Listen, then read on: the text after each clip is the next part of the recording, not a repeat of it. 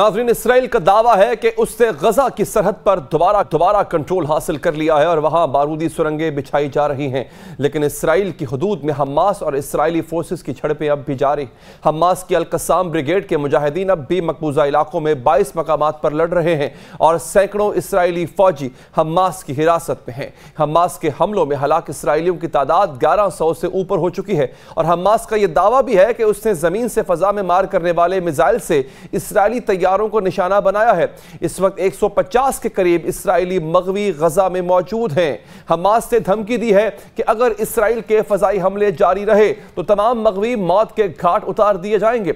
Israeli वजीर आजम Hamas को खत्म करने की धमकी दे चुके हैं। नेतन्याहू ने कहा है कि जंग का फैसला हमास ने किया तो इसे जंग ही मिलेगी। बात करने के लिए हमें ज्वाइन किया है फलस्तीनी सहाफ़ी हैं हमारे साथ वफा इस वक्त जो वफाउल-दैनी जो हैं वो गज़ा के हवाले से रिपोर्ट करती रही हैं और इस वक्त भी गज़ा से हमारे साथ मौजूद होंगी। हमने थोड़ी देर पहले नाज़रीन ये इंटरव्यू रिकॉर्ड किया था। इंटरव्यू इंग्लिश में रिकॉर्ड किया गया था। डेफिनेटली वो उर्दू समझ नहीं पाती, ना बोल पाती हैं, लेकिन होगा ये कि उनसे जो सवालात हैं वो मैं उर्दू में करूँगा नाज़रीन, और जो उनके जवाबात हैं जो कि अंग्रेज़ी में दिए गए हैं उनका मैं साथ साथ तर्जमा भी करता रहूँ।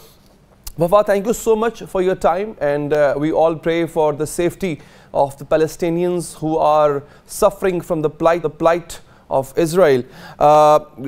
Moving on to the questions, ये बताइएगा कि इस वक्त गजा की सिचुएशन क्या है, कितना नुकसान हो चुका है अब तक इसराइली बमबारी से?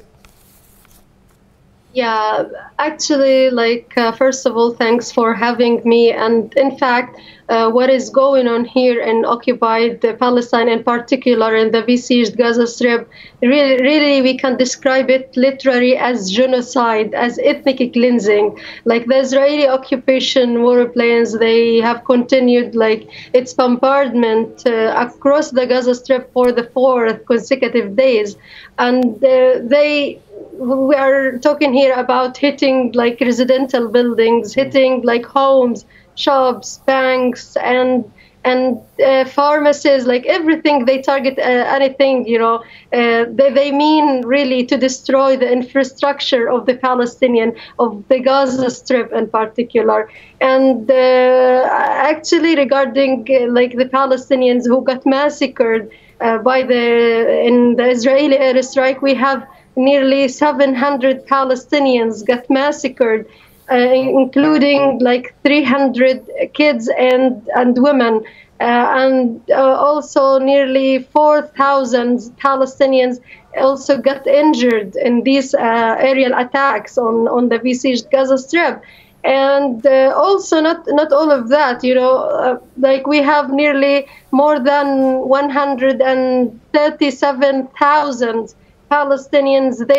They have already been displaced because the Israeli occupation forces, they just hit their homes and leveled them to the ground. So of course they have to leave the area for another place, for another, and here I can tell you that in the besieged Gaza Strip we don't have shelters, we don't have resorts, we don't have sirens. We only have our homes to protect us, because every one of us here in Gaza is a direct target to the Israeli warplanes and the drones. They target the people, actually, the places and the areas indiscriminately. And here we are talking about Gaza, the people may think that it's a country or a big country or something. It's just a tiny area in occupied Palestine. It is only 360 kilometers square, and the population nearly 2 million. And when we talk about aerial attack on those people, which is considered, the area is considered the most densely populated area in the world, so this means that the destruction will be massive destruction, in fact. And they mean actually to turn Gaza into a ghost, area, because in fact, if you just receive some footages from the Gaza Strip, they really we have so many beautiful areas and buildings. They leveled all of the towers over all of the buildings in Gaza City and in other areas. They leveled them to the ground, that just to cause like massive destruction and to prove to their people that they harm the Palestinian people.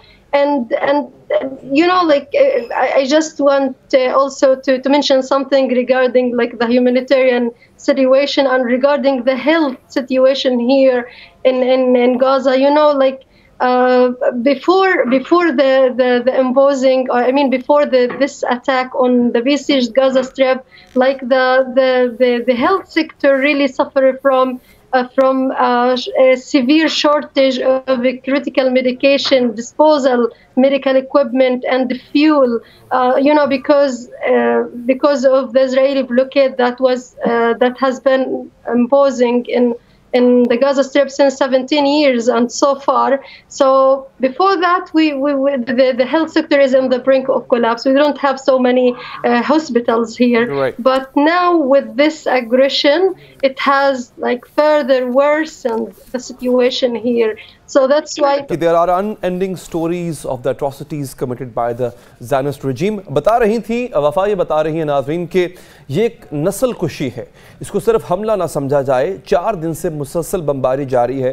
रिहायशी इमारतें हों, अस्पताल हों, medical stores हों, grocery stores हों, कोई भी ऐसी जगह जहाँ पे कोई इमारत नज़र आती है अगर इसराइली बमबारों को, तो वो उसको तबाह कर देते हैं। 700 से ज़ायद फ़लस्तीनी फ़िलहाल शहीद हो चुके हैं, बिला तफरीक मारा जा रहा है।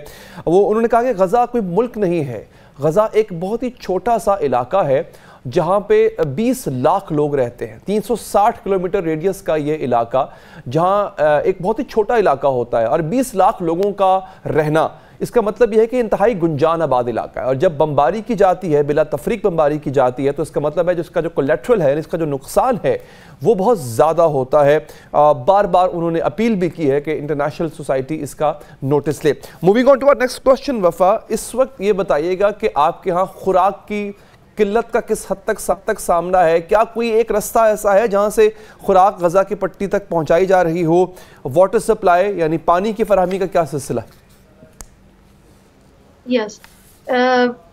In fact, you know that here, because we only have just very few hours of electricity, we have just very few hours of water supplies here, because like the generators, of course, it's not working right now, so it affects most of the lives of the Palestinians here. We don't have like water all of the time in our homes, and even like the shops and the markets are really closed. Just very few shops are only open, because like the people, like most of them, you know, they gather with their families, because like, you know, the Israeli occupation warplanes, they just target the Palestinians while they are in their homes.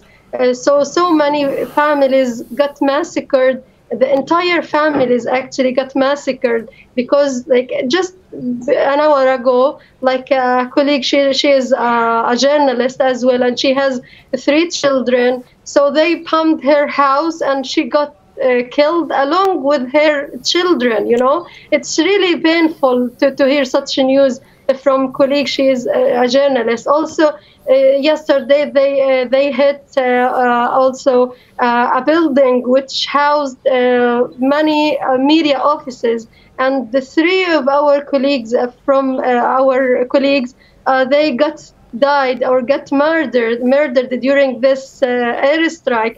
So since the beginning of this airstrike on the besieged Gaza Strip, nearly 8 journalists Let me just translate this to the viewers who are listening. You, वफा, उन्होंने कहा कि चंद घंटे बिजली आती है, चंद घंटे के लिए सिर्फ पानी आता है, जो कि अब वो भी आना बंद हो गया है। घरों में बैठे लोगों को टारगेट किया जा रहा है। उन्होंने अपनी एक सहाफ़ी कुलीग की एग्जाम्पल दी। 3 बच्चे थे उनका घर जो है वो बम से मार के तबाह कर दिया गया। वो खुद भी शहीद हुई, उनके बच्चे भी शहीद हुए। एक पूरी बिल्डिंग को टारगेट किया गया जहाँ पे मीडिया के नुमाइंदे मौजूद थे। इसराइल ये चाहता है कि कोई भी ऐसी बात जो कि गजा के ऊपर जो जिस तरह से जुल्म किया जा रहा है वो मीडिया के जरिए अक़वाम आलम तक ना पहुँचे। What are your thoughts about the people in Gaza? And do you think that what Hamas did was justified. सवाल मेरा यह है कि जो हमास ने किया, क्या वो ठीक था? क्या गजा के लोग क्या समझते हैं कि हमास के किए का उनको भुगतना पड़ रहा है? वफा, Yeah. Actually, like like the occupation actually mean to harm the people and to cause so many destruction and to cause so many people to be dead or killed. It's because they want the people to say enough for the resistance. They want the people to kneel and surrender because they know that the Palestinians here are the ones who protect the resistance as well. And you know, like when we heard, like in the first day, in the very beginning of this operation, when the Palestinians here like saw the news and heard the news about the resistance groups and what did they do, actually everyone like celebrate, you know, we like you can see the fireworks and everyone in the streets celebrating this thing because finally at the end somebody act and try to stop this occupation, try to stop this brutality and this oppression from the Israeli occupation authorities. So really the people here salute the resistance and respect them, and I don't know whether you saw, if you watch like some of the videos that we released on social media, like there is a man yesterday, a father, he was holding his daughter in his head, in his hands, you know, she is dead, you know, and he said while he was holding his slain daughter, he said that whatever you do to our people, to our family, we will never surrender. You will never harm us. It's for the sake of Allah. We will keep going. We will keep supporting the resistance. So this is just one example. And I can tell you, like when I go and interview some people, I hear like, you know, that we are not going to surrender. We had enough. Enough is enough from the occupation. Like since nearly 75 years, the Palestinians here have been like subjecting or witnessing from Israeli oppression and subjugation and apartheid against the people in all Palestine, not only in Gaza. And we used, as Palestinians, we used all the ways possible in order to free our land, to protect our people. थी कि हम खुद की हिफाजत कर रहे हैं। सवाल मेरा यही था कि क्या हमास ने जो किया वो जस्टिफाइड है? उन्होंने कहा कि हम खुद की हिफाजत कर रहे हैं, ये हमला नहीं था, ये हमारी अपनी हिफाजत थी। हम पे ये बीत रहा है पिछले 75 सालों से, और अगर हम ये ना करते तो जिस तरह से इसराइली ऑक्यूपेशन, यानी जिस तरह से गजा के इलाकों पे कब्जा किया जा रहा है, हम कहाँ जाते? ये ज़रूरी था। उन्होंने कहा कि जब हमला हुआ तो लोग बाहर निकल आए, उन्होंने सड़कों पर आके जश्न मनाया, उन्होंने सेलिब्रेशन की नाज़रीन, और उन्होंने ये भी कहा कि हम इस रेजिस्टेंस को सल्यूट करते हैं। मिसालें दी उन्होंने कुछ लोगों की, जैसे कि एक बाप अपनी मुर्दा बच्ची को लेकर जा रहा था, ये मिसालें भी उन्होंने दी हैं।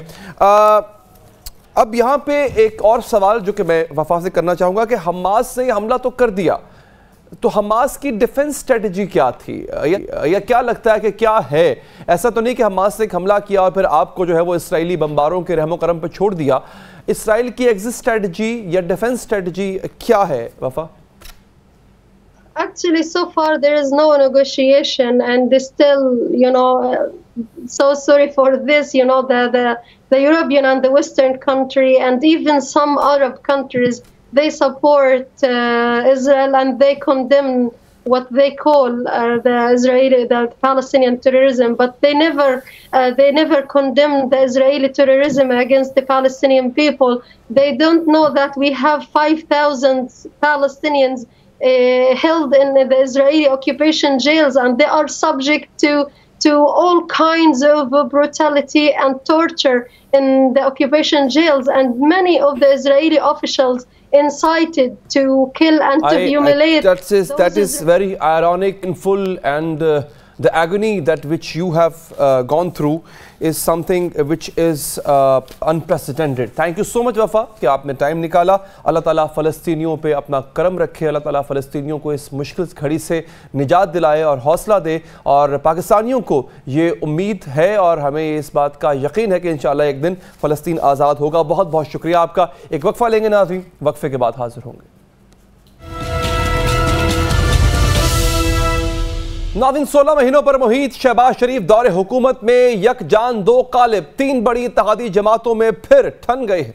एक तरफ पीपल्स पार्टी और नून लीग में लेवल प्लेइंग फील्ड पर तनाज़े खड़ा हो गया है, तो दूसरी जानिब नून लीग और JUI इलेक्शन तारीख आमने सामने आ गई है। अंग्रेजी रोजनामे डॉन के मुताबिक पीपल्स पार्टी के शरीक चेयरमैन आसिफ अली जरदारी ने अगले साल जनवरी में मुमकिना इंतखाबात के पेश नज़र लेवल प्लेइंग फील्ड का मामला बाइख्तियार हल्कों के सामने रख दिया।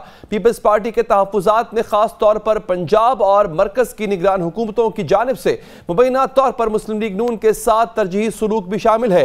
अखबार ने लिखा है कि बाइख्तियार हल्कों से यह राब्ता पीपल्स पार्टी के चेयरमैन बिलावल भुट्टो और सेंट्रल एग्जीक्यूटिव कमेटी की जानिब से इंतखाबात से कबल लेवल प्लेइंग फील्ड पर संगीन तहफ़्फ़ुज़ात के 1 माह बाद किया गया। पीपल्स पार्टी के सीनियर रहनुमा कमर जमान कारा ने तस्दीक की है कि आसिफ जरदारी साहब ने लेवल प्लेइंग फील्ड के हवाले से कुछ मुलाकातें की हैं और वो जल्द ही पार्टी को इस पर ब्रीफिंग देंगे। ताहम उन्होंने फौरी तौर पर किसी तबसरे से इनकार कर दिया। पीपल्स पार्टी को निगरान वफाकी काबीना में नवाज शरीफ के हामी अरकान पर भी शदीद तहफ़्फ़ुज़ात हैं।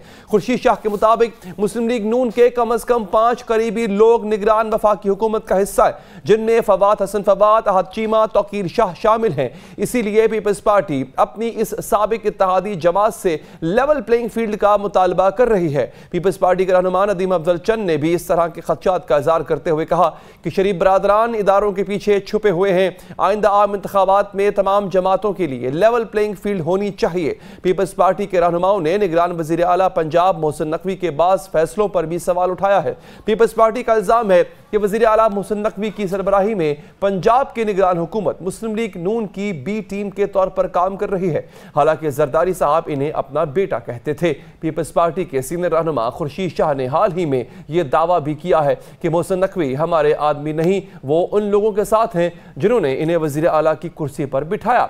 मोहसिन नकवी आसिफ जरदारी नहीं तो वो किसी के आदमी नहीं है, ये भी एक सवालिया निशान है। डॉन अखबार के मुताबिक पीपल्स पार्टी को शुबा है कि इसकी साबिक इत्तेहादी जमातें मुस्लिम लीग नून और JUI पे इक़्तिदार हासिल करने के लिए मिलिट्री एस्टेब्लिशमेंट के साथ मिलकर काम कर रही हैं। बात करेंगे इस हवाले से। हमें ज्वाइन किया पीपल्स पार्टी के सीनियर रहनुमा जनाब नदीम अफजल चंद साहब ने। चंद साहब शुक्रिया आपका।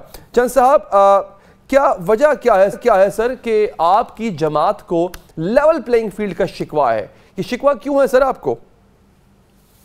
देखें जी, पाकिस्तान पीपल्स पार्टी इसलिए बार बार इलेक्शन इशू नहीं है, free and fair election issue है, लेवल प्लेइंग फील्ड इशू है। और अवाम के मसाइल जिस लेवल पर चले गए हैं, अगर आप आवाम को कोई होप देना चाहते हैं, आप चाहते हैं कि वो सड़कों पर ना आए, वो एहतजाज ना करें, वो लड़ाई ना लड़ें, वो सोशल मीडिया पे एक दूसरे पे बहतानबाजी न करें, तो उसका बेस्ट हाल यह है कि एक अच्छे फ्री एंड फेयर इलेक्शन करवा दिए जाएं, आवाम को अपना गुस्सा निकालने का वोट के जरिए हक मिल जाए। यही पीपल्स पार्टी की डिमांड है। और मैं समझता हूँ इस मुल्क की सर्वाइवल, रियासत की सर्वाइवल जो है वो फ्री एंड फेयर इलेक्शन में है। तो पीपल्स पार्टी इसलिए चाहती है, और हमने बड़े बड़े तजर्बात से हम गुजरे हैं, 1977 से लेके आज 2023 तक इस मुल्क में बड़े इत्तेहाद बनाए गए, बड़ी बड़ी पॉलिटिकल इंजीनियरिंग हुई। तो हम चाहते हैं कि तारीख से आप सबक सीखें और इस रियासत को, इस मुल्क को किसी और इम्तिहान में ना डालें और एक फ्री एंड फेयर इलेक्शन करवा दिए जाएं, अवाम को हक दिया जाए एहतसाब करने का, उनकी नुमाइंदगी का, कि अवाम के मसाइल बहुत ज़्यादा है। जो आपका नौजवान है उसके मसाइल, जो आपका किसान है उसके मसाइल, जो आपका मजदूर है, आपका रेडीबान है, आपका सनतकार है, हर शोबा ज़िंदगी मसाइल से घिरा हुआ है। और आप उनको क्या होप दे सकते हैं? इलेक्टेड गवर्नमेंट ही कोई होप दे सकती है, अनइलेक्टेड गवर्नमेंट या केयर टेकर गवर्नमेंट के ये बस का काम नहीं। तो चंद साहब, ये लेवल प्लेइंग फील्ड आप अपने लिए ही मांग रहे हैं या बाकियों के लिए भी मांग रहे हैं? अब एक जमात ऐसी है जिसको डिसमेंटल किया जा रहा है, लीडर उनका जेल में है, उनके लिए भी लेवल प्लेइंग फील्ड डिमांड करेंगे आप? देखिए अली हदर भाई, आपने कभी सुना है कि हमने सिर्फ अपने लिए मांगी हो? लेवल प्लेइंग फील्ड का मानी सबके लिए, वो सिर्फ एक जमात, आप पीपल्स पार्टी ने अपने लिए तो कोई चीज़ नहीं मांगी। हमने तो नहीं कहा कि आप हमारे आने से इलेक्शन से पहले हमारे मुखालफिन को आप रगड़ा डालें, उनको वो माफिया मांगें, वो ये करें। हमने तो शहीद भुट्टो से लेकर मुर्तजा भुट्टो की शहादत देख लें, बीबी की शहादत देख लें, हमने फिर भी कहा democracy is the best revenge, आगे चले। तो आप पीपल्स पार्टी तो अब भी चाहती है, जिस जमात ने इतना बड़ा रगड़ा खाया हो, इतनी बड़ी पॉलिटिकल इंजीनियरिंग से गुजरे हो, वो कैसे चाहती है किसी और के साथ अदल ना हो? हम तो चाहते हैं कि अदल हो, और ऐसा अदल हो जो लोगों को नजर भी आए। तो यानी जो पीटीआई के साथ हो रहा है आप उसको नाइंसाफी मानते हैं? देखिए जी, दो इशू हैं वहां पे। जिन्होंने तो नुकसान पहुंचाया, इदारों पे हमला किया है और उनकी सबूत हैं, तो मैं समझता हूं उनके साथ भी अदल होना चाहिए, फेयर ट्रायल हो, उनको सजा दें, आप बिल्कुल दें। लेकिन पॉलिटिकल इंजीनियरिंग किसी के साथ भी हो, हम कभी उसको अप्रिशिएट नहीं कर सकते। एज ए पॉलिटिकल वर्कर मैं तो कभी नहीं कर सकता जी, और ना मेरी जमात। आपको ये लगता है कि आपके लिए फील्डिंग बिछा दी गई है और नून लीग को पूरी की पूरी फील्ड दे दी गई है? अली अदर भाई, कभी भी पीपल्स पार्टी के लिए फील्डिंग नहीं बिछाई गई। बारूदी सुरंगें, पॉलिटिकल बारूदी सुरंगें हमारे लिए बिछाई गई हैं हमेशा। खा निज़ाम मुस्तफ़ा की तहरीक चलाई गई हो 77, खा 88 इस्लामी जमहूरी इत्तेहाद बनाया गया हो, खा उसके बाद एहतशाम ज़मीर साहब की, जनरल मुशर्रफ की पॉलिटिकल इंजीनियरिंग हो, उसके बाद जनरल पाशा की पॉलिटिकल इंजीनियरिंग हो, उसके बाद वो आपके जनरल साहब पोठवार वाले, उनकी पॉलिटिकल इंजीनियरिंग हो। इसमें पीपल्स पार्टी तो विक्टिम रही है हर दौर में। पैट्रियाट देख लें, बड़ी बड़ी पार्टियां बनी हैं। तो हम कैसे कह सकते हैं कि जो हमारे साथ बुरा सलूक हुआ वो किसी और के साथ हो? हम ऐसी डिमांड नहीं है हमारी, कभी भी ऐसी डिमांड। असल में सवाल मेरा ये नहीं था। वो फील्डिंग से मुराद ये होता है कि आपको कैच आउट करना चाहते हैं और फील्ड जो है वो पूरी की पूरी नून लीग के हवाले कर दी कि जाए खुल खेलें। नून लीग यकीनन एक लाडली है, लेकिन नून लीग के बस में नहीं है इस वक्त सारे सिस्टम का बोझ उठाकर चलना। उनमें वो ताकत नहीं रही जो पहले कभी हुआ करती थी। वो मियाँ साहब जवान होते थे और जस्टिस क्यूम साहब भी शादबाद थे उस वक्त, इफ्तिखार चौधरी साहब शादबाद थे। अब वो जमाना चला गया, अब अपने बलबोते पे सियासत करनी पड़ेगी। बैसाखियों में इतनी ताकत नहीं होती कि बैसाखियां तो कोई 40 मन या 50 मन का वजन उठा सकती हैं। तो ये बताइएगा चंद साहब, आपको लगता है कि अब जो इलेक्शन होने जा रहे हैं ये फ्री भी नहीं होंगे, फेयर भी नहीं होंगे? देखिए जी, अभी तक जो केयर टेकर सेटअप में, जो पंजाब में मैं कहूंगा जो ब्यूरोक्रेसी जो चल रहा है निजाम, वो बिल्कुल प्री पोल रिगिंग की तरफ जा रहा है। उसको फ्री एंड फेयर नहीं कहा जा सकता। इसी तरह केपीके में भी मौलाना फजल रहमान साहब का गवर्नर है और जो वहां की पीपल पार्टी के लोग बताते हैं हमें, वो भी फ्री एंड फेयर नहीं नजर आता। और सिंध है तो आप बता दें, हम चाहते हैं सिंध में भी MKM हो या GDA हो या कोई जमात भी हो, उसके तहफ़्फ़ुज़ात भी दूर किए जाएं। हमें लेवल प्लेइंग फील्ड सिंध समेत पंजाब, KPK, बलोचिस्तान हर जगह पे चाहिए। अच्छा सर, अगर ये जो आपका मुतालबा ये पूरा नहीं होता फर्ज करें, तो फिर करेंगे क्या? फिर लाहेअमल क्या होगा आपका? कि जी, हम चाहते हैं कि लोग समझें कि ये इलेक्शन जो हो रहा है, इलेक्शन से पहले प्री पोल रिगिंग जो हो रही है ये भी बंद हो और इलेक्शन सब के लिए लेवल प्लेइंग फील्ड एक जैसी हो। सब अपना आज़ादाना तरीके से अपनी इलेक्शन कैंपेन करें और बैलेट बॉक्स जो है वो अवाम की उमंगों के मुताबिक हो, उसमें किसी और की मुदाखलत ना हो। और हमारा जो इलेक्शन है, मैं समझता हूँ ये जो ROs भी डिप्टी कमिश्नर और असिस्टेंट कमिश्नर लगाए गए हैं, ये भी कोई ठीक नहीं है। फिर भी ROs जो है वो जुडिशरी के या कोई फेयर तरीके से लगाए जाएँ तो शायद, अब फैज़ ईसा साहब पहले तो सुप्रीम कोर्ट ने देने से इनकार किया था, अब शायद वो दे दें। तो मेरे ख्याल में अब इस नए दौर में जो सुप्रीम कोर्ट की इज़्ज़त है वो पहले से बेहतर हुई है। तो अगर थोड़ा सा वो जिम्मेदारी का मुजाहरा करें और इलेक्शन कमीशन के साथ मिल के प्री पोल रिगिंग जो है वो ROs के ज़रिए ख़त्म हो सकती है या इलेक्शन कमीशन के ज़रिए ख़त्म हो सकती है। लेकिन अगर डिप्टी कमिश्नर पोलिटिसाइज होगा या DPO पोलिटिसाइज होगा तो वो उस पर आप इंसाफ की तवक्को नहीं कर सकते या फ्री एंड फेयर इलेक्शन की तवक्को आप नहीं कर सकते। और यही हम चाहते हैं। अगर आपने इस मुल्क को इस जो गुत्थी जो नहीं सुलझ रही, जो महंगाई है, जो बेरोज़गारी है, जो नौजवान मायूस हुआ पड़ा है, जो महंगी बिजली, महंगा पेट्रोल डीजल, किसान जिस तरह पिसा हुआ है, उसकी फसलें, इतना इनपुट्स महंगा है, और ये हालात अगर आपने ठीक करने हैं तो एक इलेक्टेड हुकूमत ही कर सकती है जो फ्री एंड फेयर इलेक्शन से आए, सिलेक्टेड नहीं इलेक्टेड। इलेक्टेड हुकूमत की तरफ हमें जाना चाहिए। ठीक है, बहुत बहुत शुक्रिया आपका नदीम अफजल चंद साहब, आपने प्रोग्राम के लिए वक्त निकाला। एक वक्फा लेंगे नाज़रीन और वक्फे के बाद हाजिर होंगे। ब्रेक के बाद हाजिर है नाज़रीन। आलमी मालियाती इदारे अब पाकिस्तान से डू मोर का मुतालबा कर रहे हैं। क्या हम इस पोजीशन में हैं कि उनकी शराइत को माना जा सके? हमारे साथ मौजूद है इस वक्त साबिक चेयरमैन FBR जनाब शब्बर जैदी साहब। जैदी साहब बहुत शुक्रिया सर आपके कीमती वक्त का। सर आप ये जिस तरह कहा जा रहा है कि एग्जैक्टली जो बातें आपने कही हैं या आपने प्रिडिक्ट की थी सर, एग्जैक्टली वही बात है अब IMF कह रहा है सर। एग्रीकल्चर पर टैक्स लगाने की बात कर रहा है, तनख्वाहदार तबके की और दूसरा तबका जो है उसकी तनख्वाह उसके टैक्स को बराबर करने की बात कर रहा है। सर ये सारी चीज़ें जो IMF आज डिमांड कर रहा है ये डूएबल हैं सर, हो सकती हैं और ये क्या करनी भी चाहिए? बिस्मिल्लाहिर्रहमानिर्रहीम। देखिए, पाकिस्तान में जो टैक्स का जोर कह लें या टैक्स लगाया जाता है वो उन तबकों पे लगाया जाता है जो कि जनरली मैन्युफैक्चरिंग है, और 3 या 4 तबके ऐसे हैं जो पाकिस्तान में टैक्स सिस्टम से जनरली बाहर रहे हैं।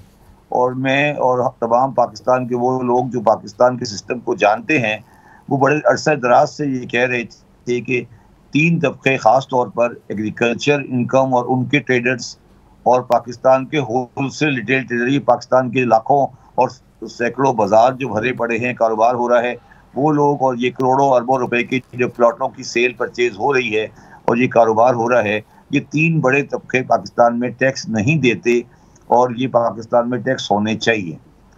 अच्छा, ये तीनों तबकात पे टैक्स नहीं था और हमारी कोशिशें नाकाम रहीं, और ये इतने बड़े पावरफुल सेक्टर्स थे कि जो पाकिस्तान में बड़ी बड़ी हुकूमतों को और मेरे जैसे इंसान को जिसको सपोर्ट आर्मी की भी थी और जिनको सपोर्ट पॉलिटिक्स भी थी, उनको भी इन्होंने कामयाब नहीं होने दिया और हमें ये छोड़ के आना पड़ा। तो मगर वो अच्छे दिन थे, पाकिस्तान एक वायबल कंट्री था, पाकिस्तान के पास पैसे थे और पाकिस्तान चल रहा था। मगर अब जो पाकिस्तान का स्टैंड बाय एग्रीमेंट है और जो पाकिस्तान की IMF के साथ शराइत हैं, वो सिर्फ इस बुनियाद पे कामयाब हो सकती हैं जब पाकिस्तान अपना फिस्कल अकाउंट सही करे। अगर वो नहीं करेगा तो पाकिस्तान को दिवालिया कर दिया जाएगा या पाकिस्तान दिवालिया है। तो अब पाकिस्तान के पास इन तबकात को टैक्स से बाहर रखने की चॉइस नहीं है। अच्छा, ये तो फैसला है जो टैक्स लगाने वाले करेंगे। अच्छा, अब ये जो तीनों तबकात हैं ये पाकिस्तान में बहुत स्ट्रॉन्ग हैं, इनका बहुत बड़ा माफिया है, इनका बहुत बड़ा प्रेशर है, इनका बहुत जोर है, और ये कोशिश करेंगे हर तरीके से, जायज़ और नाजायज़ तरीके से, कि इन पे टैक्स नहीं लगे और ये पाकिस्तान में इस सिस्टम से बाहर आ जाएं, और इसकी बुनियाद पर ये इतना आगे जा सकते हैं कि पाकिस्तान की सियासी, समाजी और जोग्राफियाई हदों को भी ये पार कर जाएं। तो ये एक बहुत बड़ी जंग आगे होने वाली है और ये पाकिस्तान की वो जंग होगी बाशी। अगर पाकिस्तान इसमें कामयाब हुआ तो पाकिस्तान बाकी रह जाएगा, अगर पाकिस्तान इसमें नाकाम हुआ तो पाकिस्तान बहैसियत रियासत नाकाम हो जाएगा, और मुझे कहना नहीं चाहिए पाकिस्तान बहैसियत रियासत भी ख़त्म हो सकता है।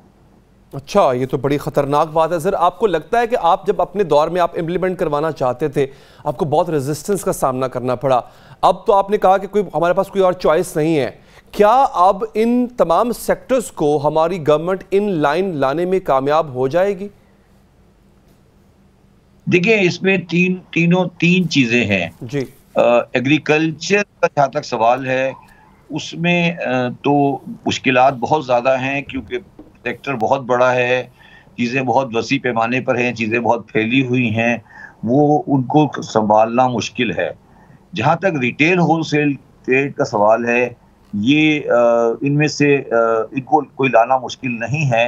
ये मतलब बहुत मतलब शो करते हैं कि बहुत मजबूत हैं, मगर वो इतने बड़े मजबूत नहीं हैं। उनका सिर्फ शटर पावर है, और शटर पावर में यही होगा कि वो हड़ताल कर देंगे, बाजार बंद कर देंगे, फॉर द टाइम भी गुड्स की शॉर्टेज कर देंगे। मगर अगर गवर्नमेंट सख्ती से काम करे तो उनको हैंडल कर लेंगे। मैं आपको बिल्कुल आसान करके समझा देता हूँ।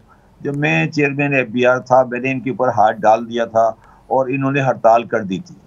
जब हड़ताल हो गई तो फिर मुझे कहा गया कि आप पारा में ISI हेडक्वार्टर में चले जाएं और इनके साथ मुज़ाकरात करें। अच्छा। जब मैंने मुज़ाकरात की उनके, तो मेरे पीछे मेरे साथ जो हमारे इदारों के लोग थे, उन्होंने मुझे कहा कि फॉर द टाइम बीइंग आप इनसे कंप्रोमाइज़ करें, या अभी हड़ताल को हम अफोर्ड नहीं कर सकते, थोड़ा इन्हें टाइम दे दें और ये आगे चल सके। तो वो जो हमारे लोग बैठे हुए थे ISI में उस वक्त, ये लोग थे, वो उस वक्त हड़ताल को अफोर्ड नहीं कर सकते थे। अगर आपको पाकिस्तान को बचाना है और पाकिस्तान में जो आज इदारों में लोग बैठे हैं, अगर वो अपना रिजॉल्व दिखाएं और वो ये कहें कि नहीं भाई अब हमें सीधा होना है, बंदे के पुत्र बनना है, तो मेरा नहीं ख्याल कि इनके अंदर इतनी जुर्रत है कि ये लॉन्ग टर्म में बदमाशी कर सकेंगे। कोशिश जरूर करेंगे मगर ये लॉन्ग टर्म में बदमाशी नहीं कर सकते। इसको देखें अली हैदर साहब, ये वही करना पड़ेगा। जब एक्सचेंज कंपनी वाले को किसी बड़े आदमी ने बुलाया, तो उसने एक्सचेंज कंपनी वाले ने वो जो आदमी था, बड़ा आदमी था, उसने जहाँ तक मेरी इंफॉर्मेशन है ये कहा कि I want to see dollar at 250 rupees in by the end of October, now the meeting is finished, thank you, leave the room. और सारे बंदे के पुत्र बन गए। ठीक है, अब इसी टोन में बात करनी पड़ेगी इनके साथ भी। अगर आपने इस टोन में बात नहीं की तो ये बंदे के पुत्र नहीं बनेंगे। तो ये इनको बंदे का पुत्र बनाया जा सकता है, ऐसी वो खास बात नहीं है, ये इतने स्ट्रॉन्ग नहीं है। तो शबर साहब, जिन्होंने बंदे का पुत्र बनाना था, आपकी बारी तो वो नहीं बना सके और नहीं बनाया उन्होंने। रियल एस्टेट सेक्टर में भी आपने कोशिश की थी, नहीं हो सका, अब बना देंगे सर वो? नहीं, मैं थोड़ा बताता हूँ। देखिए, उस वक्त उन्होंने खुद कहा ना, मैं ये कह रहा हूँ कि जो बनाने वाले थे उन्होंने कहा मुझे कि हम इस वक्त हम पॉलिटिकल नहीं करना चाहते अपीवल। इमरान खान की गवर्नमेंट पॉलिटिकल अपीवल नहीं चाहती थी, ठीक है ना। अब ये पॉलिटिकल गवर्नमेंट नहीं है, ठीक है। और जो सामने वाले हैं वो अपना रिजॉल्व दिखा रहे हैं और चीजों में। उन्होंने अफगान ट्रांजिट ट्रेड में रिजॉल्व दिखाया है, उन्होंने एक्सचेंज कंपनी में रिजॉल्व दिखाया है, और वो क्रेडिबल रिजॉल्व है। तो वो रिजॉल्व अगर दिखाना है, आपने कहा ना वो नहीं कर सके, मुझे समझ आ रहा है क्यों नहीं कर सके। मैं उसके साथ बैठा था, मुझे पता है कि हमारी पॉलिटिकल मजबूरियां थी, हमारे जो करने वाले थे उनकी पॉलिटिकल मजबूरियां थी। वो पाकिस्तान में उस वक्त पॉलिटिकल डिस्टर्बेंस नहीं चाहते थे। फजलुर रहमान साहब धरने का ऐलान कर चुके थे, तो वो उस वक्त नहीं कर सके थे। अब तो कोई करना मुश्किल नहीं है, कोई पॉलिटिकल गवर्नमेंट नहीं है, और रिजॉल्व करें। ये इनको इंसान बनाना कोई मसला नहीं है। ठीक है शबर साहब, बहुत बहुत शुक्रिया सर कि आपने प्रोग्राम के लिए वक्त निकाला। आपका बहुत शुक्रिया। नाज़रीन, यहाँ पर खत्म हो जाता है, मुझे दीजिए इजाजत। अल्लाह ने के बाद।